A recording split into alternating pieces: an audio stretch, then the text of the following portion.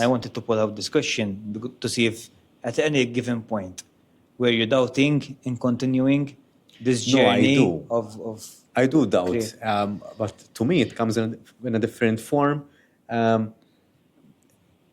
The self-doubt comes into the form of whether what I'm doing has the right impact. Because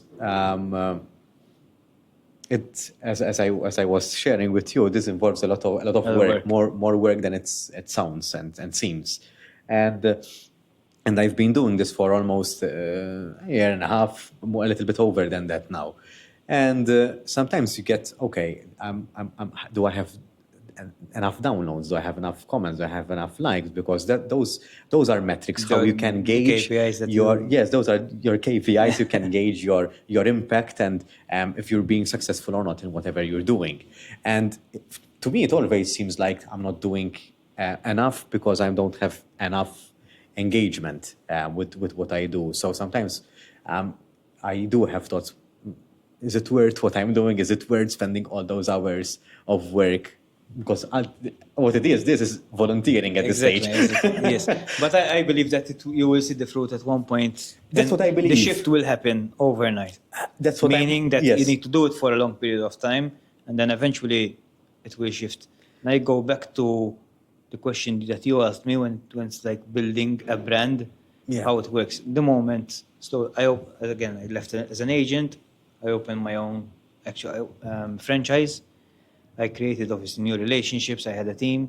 The moment I decided to open up the Elite, all the members followed me in this new journey, which I am grateful forever. Why? Because it's not about just moving a brand. Now we started from zero database. So we started something from scratch. Yes.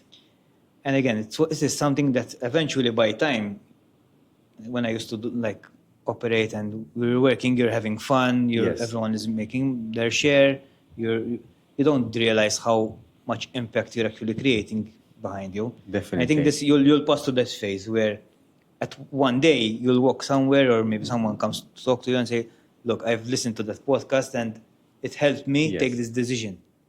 And the moment you'll get that, that type of answer, then you'll notice that all the hard work to build up the set, to get it up, to do it on one person. When you were speaking, I remembered one incident where I wasn't rejected in a way, but I think it's an known fact that in order to make some money out of a podcast, you need sponsors.